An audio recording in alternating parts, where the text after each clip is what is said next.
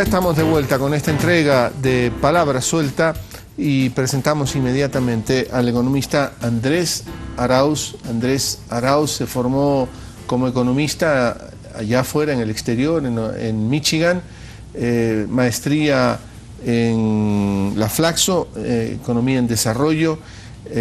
Andrés forma parte de la Semplades y el tema es importantísimo desarrollarlo con este joven economista que también se problematiza, discute con el equipo de Semplades sobre temas complejos, paradójicos, o sea, simplemente difíciles de explicar.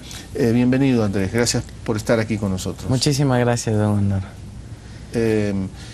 Andrés, decimos que lo más seguro es tener nuestra plata fuera. Con ese paradigma hemos vivido durante muchísimos años.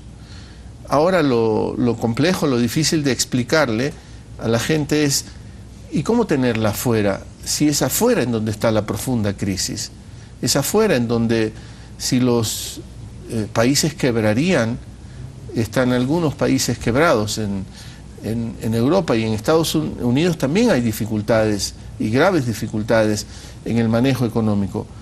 ¿Cómo seguir haciendo caso a ese paradigma o esa paradoja?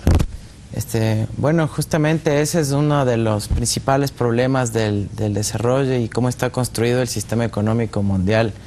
Vemos que los países se enfrentan a tener que guardar lo que se llaman las reservas internacionales, depositar su plata en bancos extranjeros que sabemos que están yéndose a la quiebra y han mostrado gigantescos fraudes con escándalos cada semana básicamente. Y lamentablemente la ortodoxia y cómo nos han enseñado ciertos organismos internacionales es a mantener la plata como reservas en esos lugares. Eso nos decían siempre, ¿no? Lo responsable es tener guardadita esa plata. Nos usaban siempre el ejemplo de las ardillas, ¿no? Que siempre guardan para el invierno. Aquí decimos, como no tenemos inviernos con nieves y esas cosas, la época de las vacas flacas. Guarda para la época de las vacas flacas. ¿Qué estábamos guardando?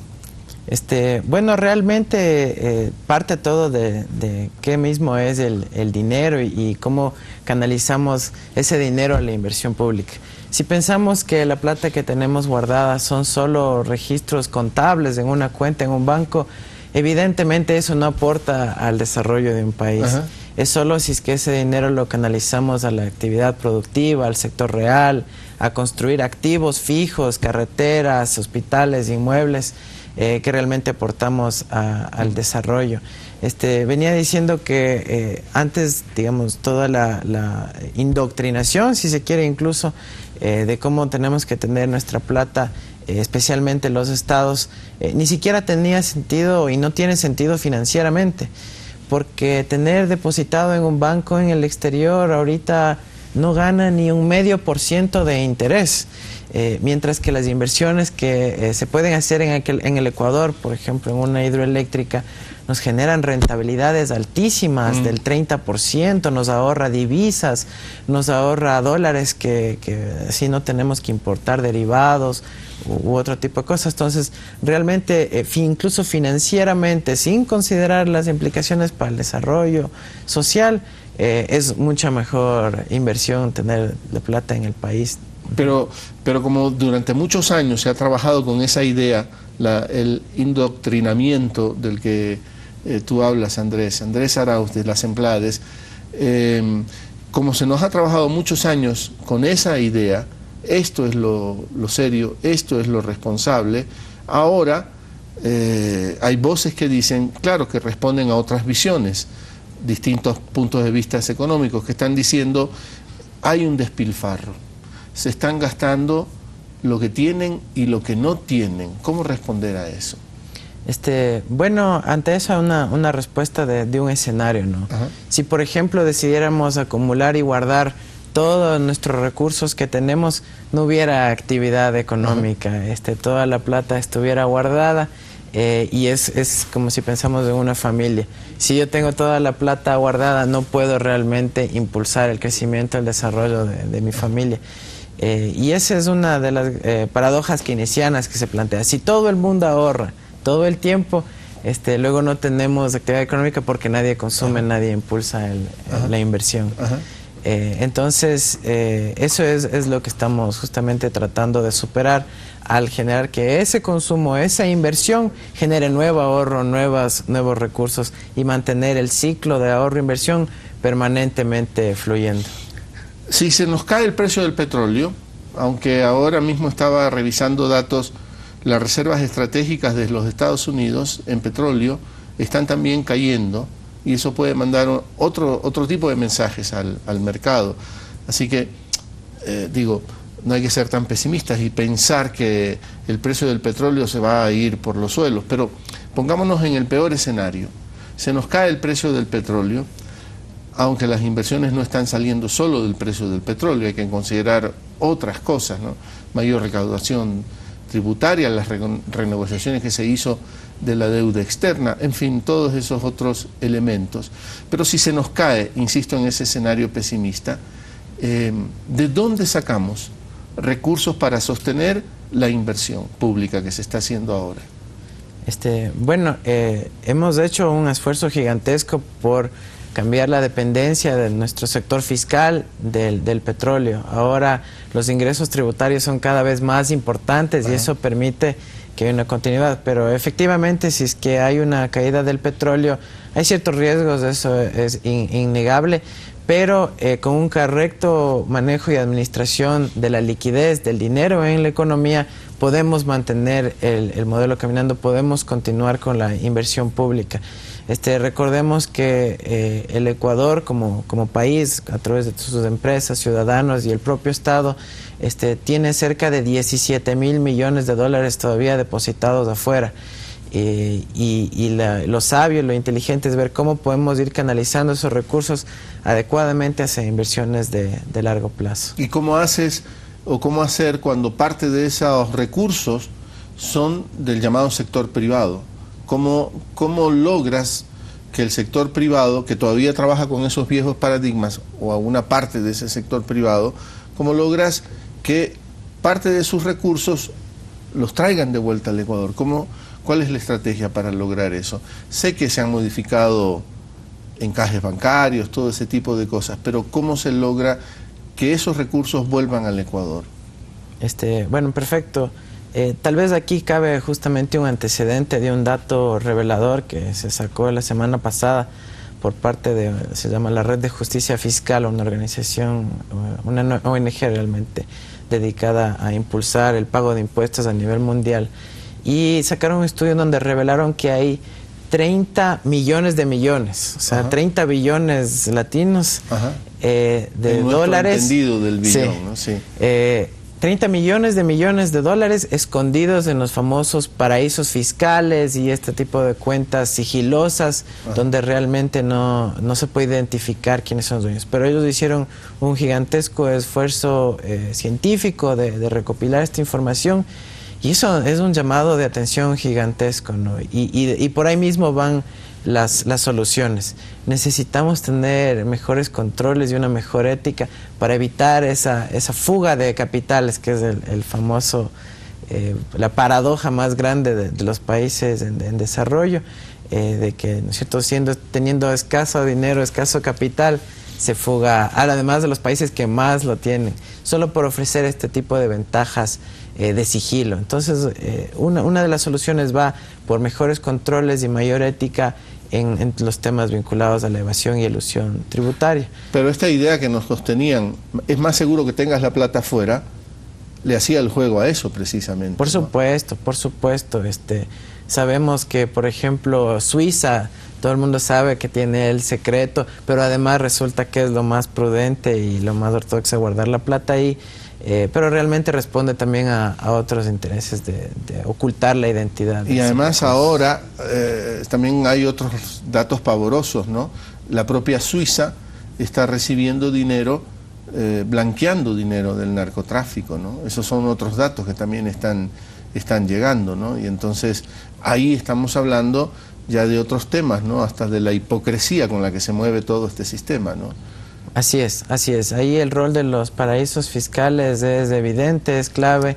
Es secreto a voces, si se quiere, que ha sido para esconder recursos mal habidos. Y realmente, por ejemplo, hay una de las paradojas que vemos también, en donde países pobres que tienen poco capital, que atraen poco capital, les ponen estas listas de lavado de dinero, cuando el lavado de dinero sabemos que está muy bien en otros lados, en ¿no? otros lados. Es una pregunta para el Gafi, por ejemplo, ¿no? Que intente respondernos esas preguntas. Pero más grave aún, Andrés Arauz, de las Emplades, ya se ha incorporado Fander Falconi, ya vamos a charlar también con él, es que instituciones como, por ejemplo, el Instituto Ecuatoriano de Seguridad Social, también ha puesto plata fuera en esas cuentas del exterior, bajo ese esquema de que es más seguro tenerla allá afuera y financiando proyectos en países ricos, cuando lo que se necesita es financiar proyectos en nuestros países. Sí, quizás hay una aclaración. Lo que el IES tenía es los recursos en el Banco Central. Y es el Banco Central el que además por ley, porque así pusieron la ley cuando se hizo la dolarización, tenía que tener los recursos en bancos en el exterior. O sea, el central haciéndole la trampa al IES, que era trampearnos a nosotros mismos. Trampearnos a nosotros mismos. Y así el IES no generaba rentabilidad para luego pagarnos nuestros beneficios cuando llegue el momento. Pero claro, luego afortunadamente y con decisiones súper sabias del gobierno nacional, se cambió esa ley, se logró cambiar esa ley a finales del año 2008, y se permite ahora que el propio Banco Central pueda invertir esos excedentes de liquidez en el desarrollo nacional. Decisiones súper sabias, dices tú, Andrés. Pero están sustentadas en investigaciones, en trabajos, en reflexiones de jóvenes economistas como tú. Sí, obviamente no gobierno digo que solo tú, se caracteriza, será un equipo, pero... Claro, se caracteriza por tener un equipo lleno de jóvenes profesionales que realmente son la camiseta y pensamos en patria, y sí, este ha sido un esfuerzo de un trabajo en equipo de mucha gente para impulsar. Andrés Arauz, economista de las Emplades, Fander Falconi, es el secretario nacional de Planificación. Bienvenido, Fander. Gracias por Javier. Estar. Buenas noches. Buenas noches, Andrés.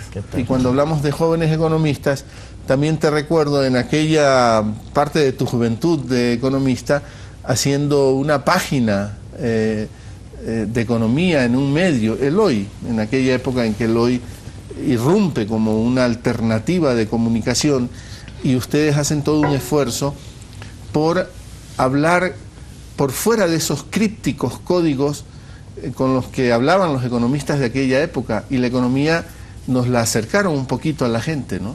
Es indudable que el diario Hoy rompió todos los esquemas en su momento, ahora quizás ya no tanto, y en algunos casos hay un retroceso, pero el Hoy, cuando irrumpió en la escena pública ecuatoriana, no solo que generó otro tipo de lenguaje en materia política y en materia económica.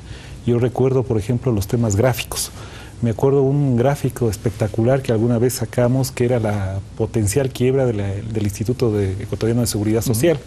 Y había la ruptura que iba desde el encabezado hasta el final. Era uno de los primeros gráficos a página entera, a full color, y donde se trataba además que el lenguaje sea totalmente accesible.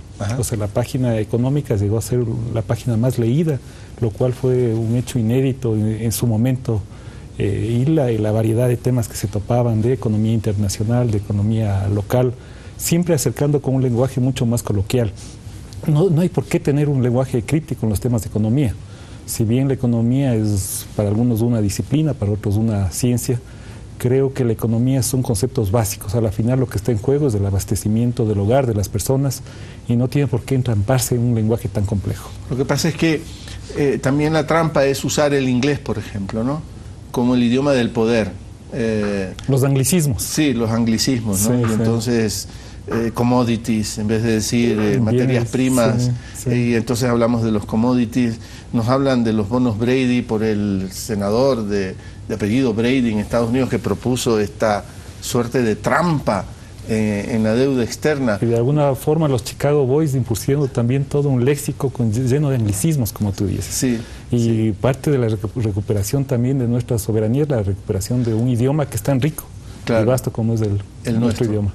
Ahora, con Andrés hemos venido desarrollando esta idea, Fander, ¿no?, de cómo trabajando con unos paradigmas que se montaron durante muchos años y que se metieron como parte de la ideología, cómo a través de esos paradigmas cometimos gravísimos errores, cómo financiar proyectos con nuestros escasos recursos, o mejor dicho, recursos que los necesitábamos sí o sí, proyectos en el exterior, sin poder financiar los proyectos en nuestros países. Qué barbaridad, lo hicimos, no es una exageración cuando decimos esto. No es una exageración, yo creo que hay que recuperar lo que teníamos antes. Lo que se impuso en el país y en general en muchos países de América Latina fue la doctrina neoliberal, que a veces más que doctrina en términos macroeconómicos yo creo que llegó a ser una ideología ramplona, porque no existe libertad de mercados, no existe información perfecta entre los consumidores y los ofertantes. Es un mercado que es lleno de asimetrías, de monopolios, de poderes oligopólicos e incluso en algunos casos de una sola empresa que domina los mercados, donde los consumidores generalmente somos súper vulnerables en ese tipo de mercados. Eso es lo que se nos vendió a nosotros como doctrina, que el mercado iba a solucionar todos los problemas de la sociedad, que había que retrotraer al Estado, que había que entrar en los programas de ajuste y liberalización. Y creo que la recuperación de época que imprime este gobierno y muchos gobiernos latinoamericanos es la recuperación de lo público, donde lo público se vuelve el capital de los pobres. En ese contexto, digamos, hay una recuperación de un Estado, pero también hay una recuperación de un distinto modelo donde elementos como los que se estaba señalando anteriormente, la recuperación de la inversión pública, es un elemento fundamental para crear oportunidades y capacidades. Es decir, no es un elemento pernicioso como se nos vendió en las épocas anteriores. Recordemos incluso que había una ley de compromiso fiscal que nos obligaba a tener una conducta supuestamente ortodoxa y prudente en el manejo fiscal. En la práctica, esto era que no debíamos comprar más medicinas, no debíamos construir más escuelas, no debíamos pagar mejor a nuestros servidores públicos.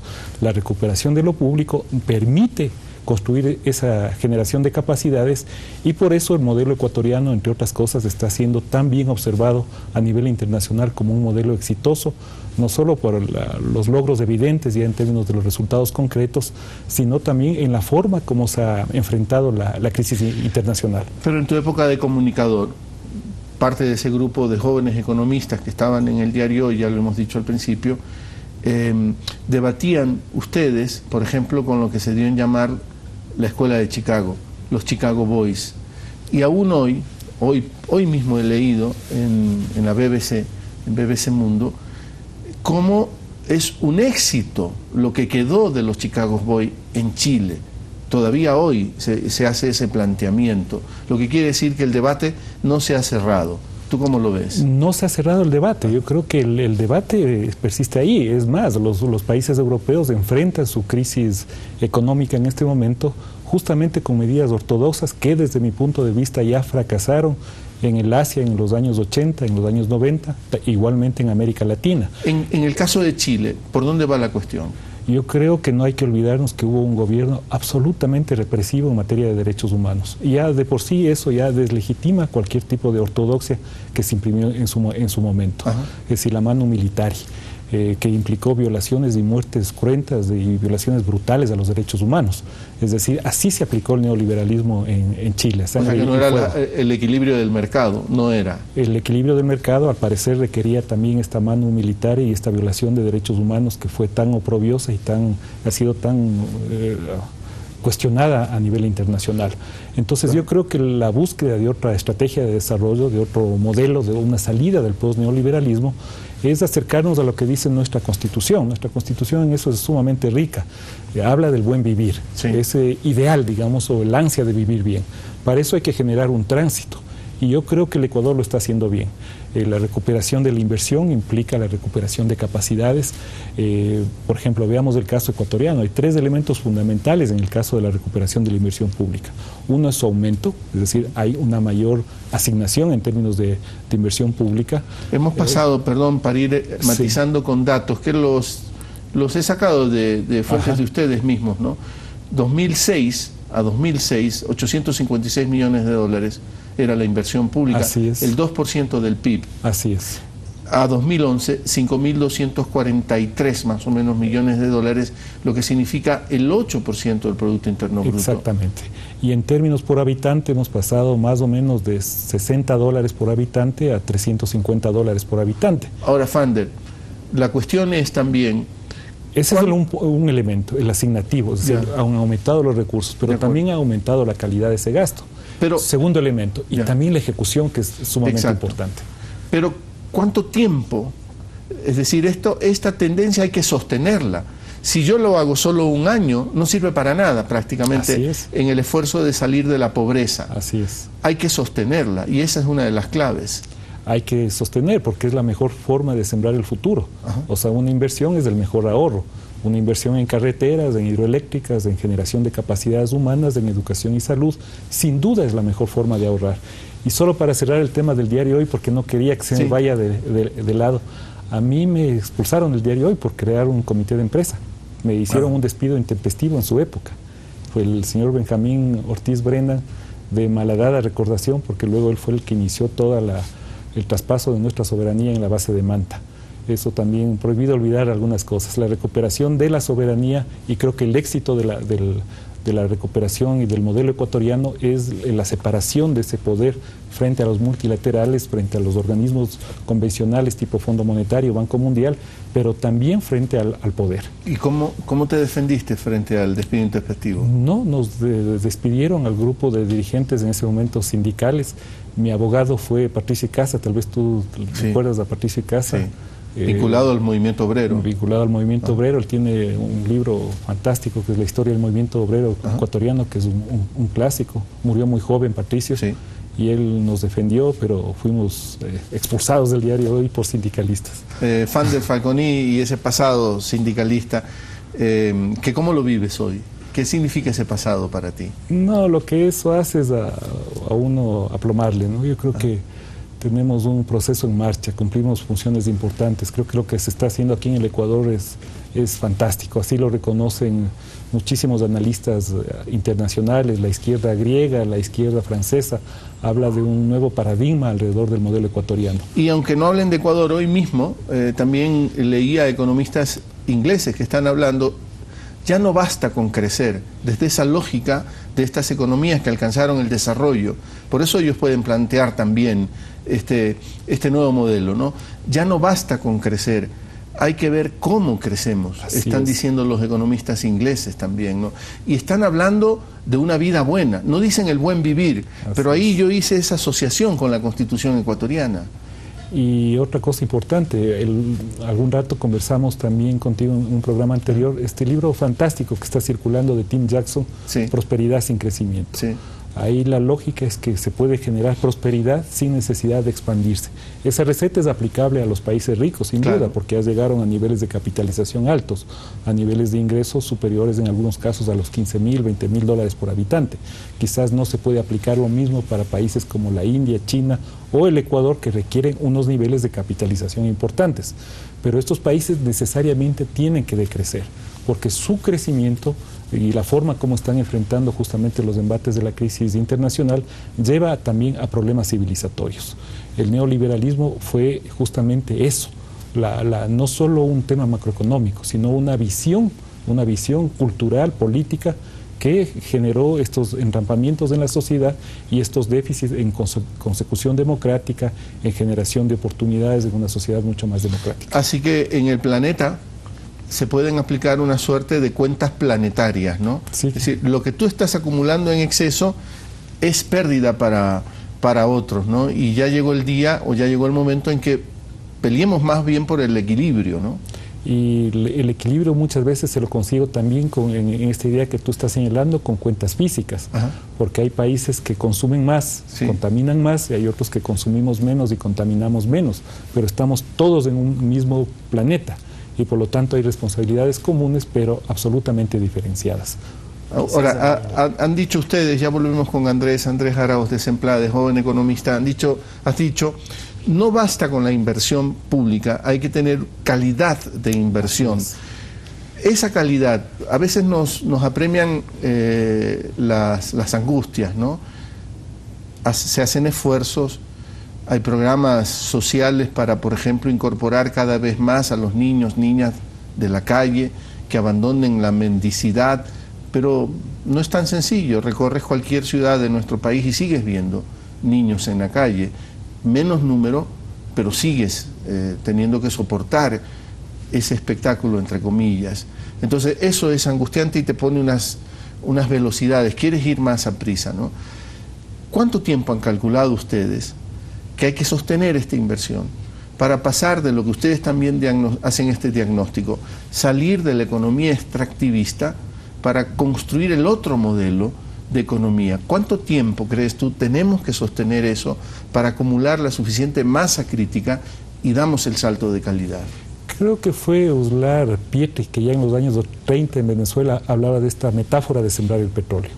Es decir, como un recurso que es agotable en el tiempo, por definición cada unidad de uso implica inexorablemente su agotamiento, nos puede servir para construir un capital social.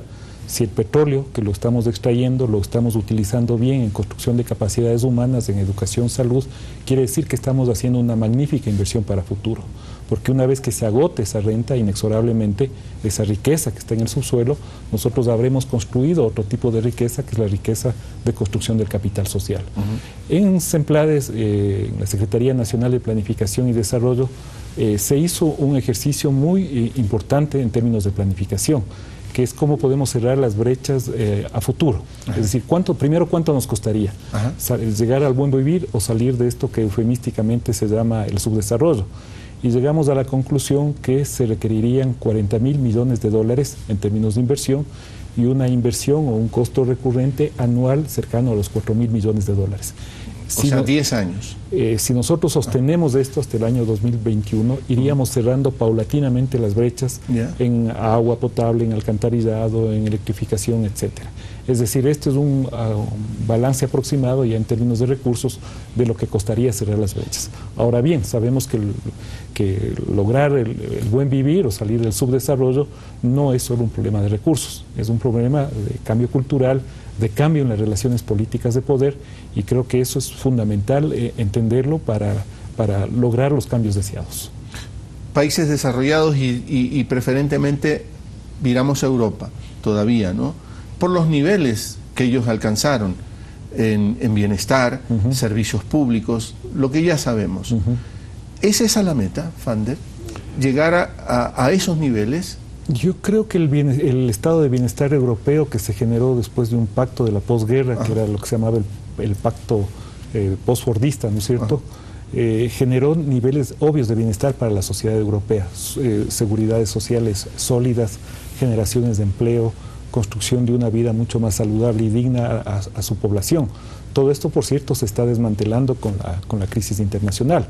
Entonces, esto evidentemente sí es deseable en términos de construcción de capacidades humanas. Queremos educarnos bien, queremos tener una vida sana, queremos que no haya niños en la calle, queremos erradicar el trabajo infantil, sin duda. Pero hay otro concepto también que está aparejado con estos niveles de desarrollo económico y social, que es también la sustentabilidad ambiental. Al menos es lo que yo también defiendo. Es este tipo de fundamental entre lo social, lo económico y lo ambiental.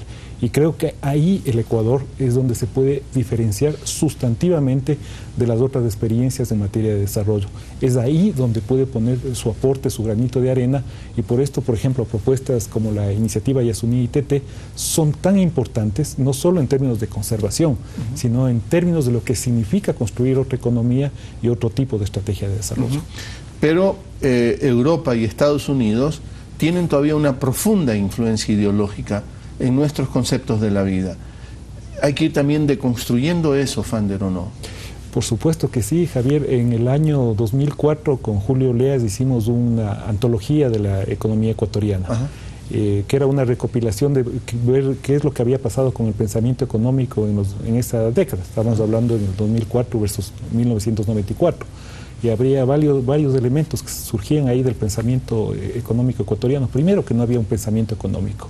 O sea, que lo que hubo fue un pensamiento alrededor del modelo de sustitución de importaciones, lo que creó la Comisión Económica para América Latina, la industrialización propia. El diagnóstico era insuficiencia dinámica de acumulación, había que industrializarse, había que romper las trampas alrededor del comercio exterior, etcétera. Luego vino la ola del neoliberal, y con ello se arrasaron los estudios de estructura. O sea, en el Ecuador no se generaron estudios de estructura, se abandonó los estudios sectoriales. Por ejemplo, no tenemos estudios sólidos en el tema desde la economía, desde una visión a lo agrícola o una entrada a los temas de economía pesquera, por ejemplo. Es decir, abandonamos un pensamiento propio, y la reconstrucción también de esto, de un distinto de estrategia de desarrollo, pasa también por la creación de un pensamiento propio. Y creo que ese es un reto pendiente no solo en las ciencias sociales, sino también en quienes estamos ejerciendo política pública. Llegaste a conocer a Fernando Velasco en su obra, en su pensamiento. No digo físicamente, porque quizá había una brecha generacional con él, tú y él, pero digo, él no representaba un esfuerzo de la construcción de un pensamiento propio en economía. Yo creo que Fernando estaba, los libros de él marcan rupturas evidentemente alrededor de los estudios agrarios y de los estudios de desarrollo. Sin duda el Conejo dejó un legado fundamental en términos del pensamiento ecuatoriano, pero no hubo trayectoria ahí. Además, él desaparece muy tempranamente. Bueno, muere muy joven, en un lamentable accidente de tránsito, cumpliendo actividades militantes además. Fernando era un revolucionario, no solo era un pensador. Pero yo creo que, volviendo al tema, hay que recuperar un pensamiento propio, y creo que ese es un gran reto para las ciencias sociales latinoamericanas y, claro, para las ecuatorianas. Fander Falconi, usted lo sabe, economista, el secretario nacional de las Emplades. Andrés Arauz, economista también, y es el subsecretario de Inversión Pública de las Emplades. Fander ha hablado, Andrés, del derrumbe, del desmantelamiento, y no solo su formulación, lo estamos viendo, estamos asistiendo, del estado de bienestar que durante tantos años construyó Europa. Y la cuestión es que mientras ese derrumbe se está produciendo, el Fondo Monetario Internacional adquiere un enorme poder en Europa. Está monitoreando la supuesta recuperación europea, que muchos dudan de eso, ¿no? En Ecuador pasaba que los teníamos con mucha frecuencia aquí, antes, a las misiones del Fondo Monetario Internacional. ¿Tú pronosticas que no tendremos misiones del Fondo Monetario Internacional en el caso ecuatoriano? A ver, claro, el FMI en general estaba perdiendo su protagonismo a nivel global. La cartera, es decir, los préstamos que tenía el FMI con el mundo, había bajado a su mínimo nivel en 2007, 2008. Y solo en estos últimos 3-4 años, desde que inició la crisis global, el FMI ha prestado más en estos 3-4 años que en toda su historia. O sea, que la crisis le ayuda a resolver un problema al FMI. Y le resuelve el problema existencial al FMI, que estaba despidiendo gente, quitando beneficios a sus burócratas dorados, etcétera. Ahora resurge, ¿no? Tiene más ingresos y puede volver a posicionarse. O sea que la crisis, perdona las interrupciones, Andrés, es que lo que estás diciendo tiene un impacto fortísimo, ¿no? Porque la crisis que está empobreciendo, dejando sin medicina a mucha gente, sin sus tratamientos, bajando las pensiones, todo lo que está pasando en Europa está haciendo rico a otros. Claro, ¿no? Y a esta misma burocracia internacional dorada que viene a recuperar su poder, sus niveles de ingresos y su protagonismo. Pero yo creo que la solución y cómo se está reconfigurando el mundo es con estos nuevos bloques regionales. Asia ha hecho un gran esfuerzo también porque ellos sufrieron las consecuencias de ser parte de los procesos del FMI, con fondos monetarios regionales, en África igual, en América del Sur vemos procesos similares, y yo creo que esa va a ser la nueva tendencia, porque lamentablemente no se logró reformar el problema de gobernanza del FMI. Por construcción, en las leyes del FMI, Estados Unidos tiene un poder de veto. por la estructura de votación. Y eso se ha venido impulsando con mucha fuerza para que sea más democrática la estructura de votación en el FMI. Pero Estados Unidos ha dicho públicamente que ellos nunca bajarán del porcentaje menos del cual ellos tengan el poder de veto. Entonces ahí nos enfrentamos con una crisis ya de institucionalidad, donde estas organizaciones que fueron construidas en Bretton Woods con los ganadores de la Segunda Guerra Mundial ya no responden a la lógica actual. Entonces, evidentemente la crisis va a seguir de estos organismos internacionales, pero ahorita en estos momentos obviamente tienen un protagonismo mayor. Pero yo te planteaba también lo de las visitas del FMI en el Ecuador o en América Latina, porque al final las cartas de intención, lo que ellos terminaban imponiéndonos, configuraba la política pública de un gobierno. La definición, ustedes definen en dónde se pone cómo se hace la inversión pública, qué porcentajes son de inversión pública. El FMI era el que definía en la historia pasada. Así es. Antes no teníamos Plan Nacional de Desarrollo ni Plan Nacional para el Buen Vivir. Lo que teníamos eran las cartas de intención y los memorandos de entendimiento, y esa era la hoja de ruta que tenían los gobiernos nacionales. Yo creo que la época de visitas, de misiones del FMI en nuestro país se acabaron y realmente creo que no van a volver. Así como en muchos otros países de América Latina, eso ya es del pasado. América Latina en general ha pagado todas sus deudas con el FMI, en algunos casos anticipadamente, como una señal clarísima y política de que el tiempo de ellos en nuestra región ha terminado. No solo que pagamos la deuda, hay algunos que dicen que le hemos pagado algunas veces. Claro, es que el FMI acaso que cobra gratis, ellos también cobran intereses por los préstamos y evidentemente es una pago de deuda sobre deuda, ¿no es cierto? Te vuelven a prestar y son ese tipo de créditos para mantenerte prisionero de las políticas de ellos. Andrés Arauz, Fander, Falconi Fander, en esta nueva estructura, ¿qué papel le corresponde a Brasil, por ejemplo, que está en nuestra región? Es América del Sur, Venezuela acaba de incorporarse al Mercosur, Ecuador algún día va a golpear la puerta de ingreso al Mercosur, que maneja la lógica económica del sur, porque UNASUR es más lo político, ¿no? ¿Qué papel juega Brasil? Brasil es una realidad. Primero es la sexta economía del planeta, por su tamaño del Producto Interno Bruto. Es decir, estamos hablando de que tiene ya un peso geopolítico y económico real y marca también los pasos del proceso de integración latinoamericano. Es imposible, digamos, pensar el advenimiento de estructuras como UNASUR sin la presencia sólida de Brasil. Y creo que marca una idea de lo que se está llamando un nuevo regionalismo latinoamericano, donde, por cierto, el Ecuador ha hecho enormes aportes, no solo en la parte política, sino también en la parte financiera. Yo sí quisiera rescatar, por ejemplo, la carta que envía el presidente Rafael Correa luego del oprobioso ataque de Angostura a los jefes y jefas de Estado de lo que era el Grupo de Río, llamando a la configuración de la Comunidad de Estados Latinoamericanos y Caribeños. Es decir, surge desde ahí lo que luego se llama la CELAC, pero también el Ecuador ha tenido la impronta de levantar propuestas internacionales como la nueva arquitectura financiera internacional, el manejo conjunto de liquidez o los sistemas unificados de compensación regional. Pero Brasil, digamos, es una potencia real. Una anécdota, Javier, yo releí uno de los textos clásicos de Celso Furtado hace unos 5 años.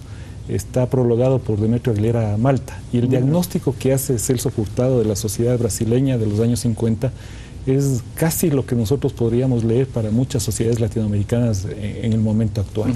Y las expectativas que tenían ellos de la salida, digamos, en ese momento de las trampas de dependencias de subdesarrollo, en algunos casos creo que siguen siendo válidas. Industrialización selectiva, vía reemplazo de importaciones, acumulación propia de capital, inversión en sectores estratégicos. De una u otra manera Brasil lo hizo en los años 50 y 60, y los éxitos de Brasil en términos de su modelo de desarrollo, ahí no es que existe la plena equidad, ni mucho menos. Yo creo que hay una tarea pendiente también de la sociedad brasileña en ese sentido, pero sí ha habido enormes impactos positivos, particularmente desde el gobierno de Lula. ¿Itamaraty pone nerviosa a Washington? Itamaraty es una cancillería que está constituida, es una cancillería profesional, tiene una trayectoria profesional que la han ido cuidando y preservando desde los años 40. Todos los diplomáticos brasileños ciertamente son diplomáticos profesionales. Yo creo que Brasil es un jugador internacional, digamos, en materia geopolítica, en materia de alinear mucho las posiciones de los países del movimiento, ¿no?, de los países no alineados, de los países del sur, pero creo que también hay otros jugadores. Brasil es parte de esos nuevos jugadores, lo que se llama los BRICS, Brasil, Rusia, India, China, ahora Sudáfrica, y creo que vamos hacia la construcción de un mundo multipolar. Yo creo que hay que tener un reconocimiento claro que la hegemonía norteamericana ha entrado en declive, eso lo dicen prestigiosos intelectuales, Oliver Stone, Michael Moore, lo sostiene Noam Chomsky y James Petras, es decir, no es una idea latinoamericana, es una idea del que surge de la propia sociedad norteamericana. En este declive se configura un mundo multipolar y también aparecen países que emergen con fuerza, que tienen posición comercial, tienen un fuerte tamaño en su economía, que están haciendo logros importantes en términos de reducción de pobreza e inequidad, pero donde lastimosamente no está resuelto todo. Y persisten y subsisten problemas, y es como que también vamos con una dualidad, sí, vamos con dobles velocidades, y ese es el caso desde mi punto de vista de Aunque Brasil. insista en sacarte un poquito del tema, Fander, lo que pasa es que también en tu condición de ex ministro de Relaciones Exteriores de este mismo gobierno, sí cabe hacerte el planteamiento. Si estamos ante unos equilibrios distintos, unas correlaciones que se están configurando de manera diferente, tenemos que hacer esfuerzos en geopolítica. Claro. Y estamos fundando nuevas universidades importantísimas, bellísimos proyectos. Pero es inquietante el ver que no se hace un planteamiento de una escuela de geopolítica para Ecuador, que los ecuatorianos, las ecuatorianas, estudiemos y analicemos la geopolítica como lo tiene Brasil, como lo tienen los otros países. ¿Por qué Ecuador no lo tiene, Fander? Bueno, primero creo que es totalmente válido lo que tú señalas, es decir, creo que, y por eso también me lleva a otra reflexión tu comentario, es decir, si el mundo está cambiando, lo más sensato es buscar alianzas también diferentes en materias estratégicas. Es decir, por ejemplo, se ha puesto tanto obstáculo, se pone tanta traba, se pone tanta mala gana, digamos, de relaciones virtuosas que hay que establecer con un mundo global que está cambiando. China es una realidad, es una potencia mundial, y es evidente que el Ecuador, como todos los países del mundo, busque relaciones con China, busque relaciones con otros bloques comerciales. No solo tenga la mirada hacia el norte, digamos, en términos de buscar las alianzas o los tratados comerciales, que busque una cooperación sur-sur en un mundo cambiante. En el caso de los temas que tú mencionas específicamente de estos estudios de relaciones internacionales, ciertamente es así. Ahora, hay que reconocer también que hay universidades de posgrado que tienen carreras en relaciones internacionales. La Flaxo, que tiene un doble estatus, que es una universidad pública, pero también es un organismo internacional, tiene una carrera de relaciones internacionales. Entiendo que la Universidad Andina también tiene unos niveles de posgrado, y el Instituto de Altos Estudios Nacionales ahora también está fortaleciendo sus aspectos o sus carreras de posgrado en materia de relaciones internacionales. Pero yo comparto contigo, creo que este es un punto estratégico. Son nuevas realidades. China ahí está, dices tú, ¿no? Pero más satanizado está la posibilidad de relaciones con Irán, por ejemplo, ¿no? Y claro, hay un poder mediático que acumula ese miedo, todavía te aplasta con más miedo. ¿Cómo responder a todo eso, no? Que nosotros tenemos todo el derecho a tener relaciones comerciales, políticas, militares, con cualquier país del mundo. Somos un país soberano, y hay una doble moral a ratos, porque Irán es también una realidad. Brasil tiene relaciones comerciales sólidas con Irán. Muchos países latinoamericanos, muchos países europeos. Irán es un país maravilloso donde nace la cultura universal. Es un país que tiene más de 70 millones de habitantes. Es la 16ª economía del planeta. Entonces, ¿por qué no tener relaciones solo por un veto geopolítico?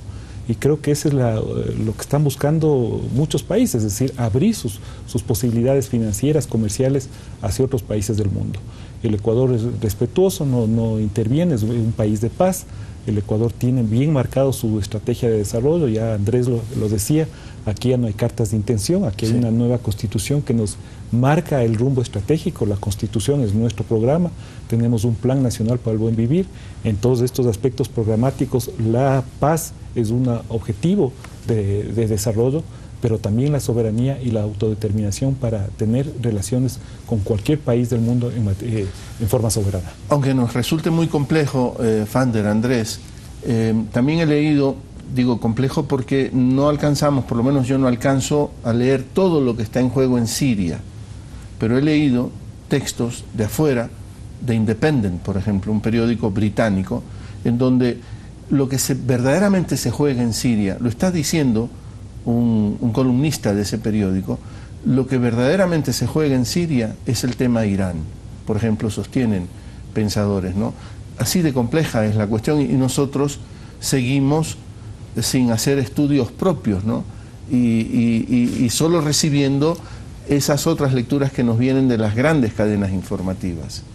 Eso nuevamente nos lleva a la idea de desarrollar un pensamiento propio y evidentemente de desarrollar nuestros propios estudios y de nuestras propias posibilidades de relacionamiento comercial y geopolítico. Te comento que en la Secretaría Nacional de Planificación y Desarrollo hubo un esfuerzo muy importante de ver las complementariedades en términos de relaciones internacionales. Es decir, la lógica sería esto: si tú tienes una afinidad política, ideológica con un determinado gobierno y tienes una determinada complementariedad productiva o comercial, ¿por qué no acentúas ahí tus relaciones? Claro. ¿Por qué no acentúas tus relaciones en materia de cooperación internacional? ¿Por qué no buscas acuerdos comerciales mucho más sólidos y mucho más estables? Yo diría que en términos de comercio, digamos, la lógica sería la siguiente. Nosotros hemos ingresado a los circuitos internacionales tempranamente, desde el siglo XIX. Tenemos productos ya estrellas: el café, el cacao, el camarón. Hay que preservar esos productos, no perder los mercados.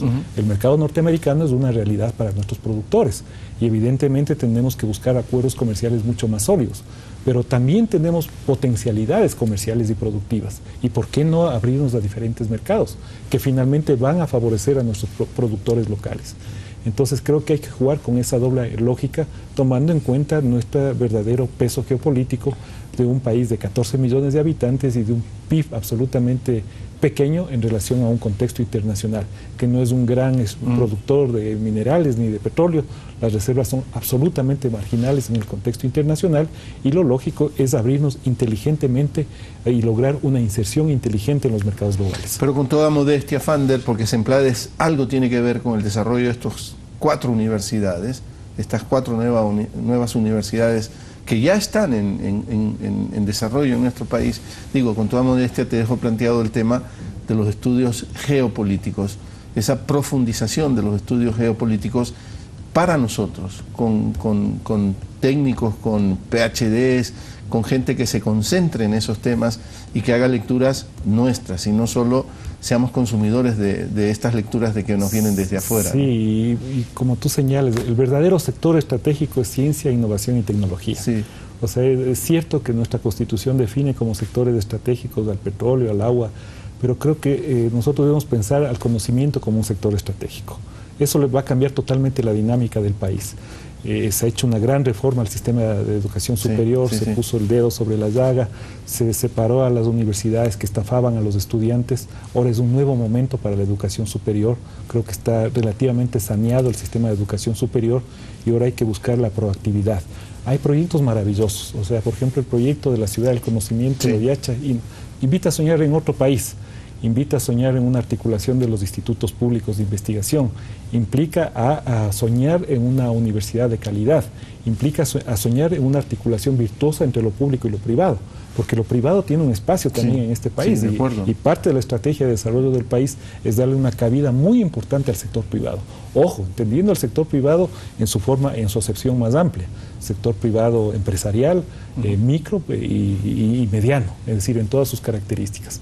Y creo que lo que señalas es un punto fundamental, sin duda, Javier. Esas universidades invitan a soñar, dices, Fander, y probablemente serán una buena realidad para los hijos de Andrés, ¿no? O las hijas de Andrés, ¿no? Soñar que pueden ir a Yachay, que pueden ir a Guayaquil, en Urcuquí, Yachay, Guayaquil con la Universidad de las Artes, Azogues con las del conocimiento y Tena con la de la vida, la de las ciencias, ¿no? Agradecerte, Andrés, por haber estado aquí con nosotros en Palabra Suelta. Muchas gracias. A ti también, Fander. Gracias por estar en Palabra Suelta. Andrés Arauz Fander Falconi, de las Emplades. Siempre a usted le agradecemos la compañía. Pásenla bien.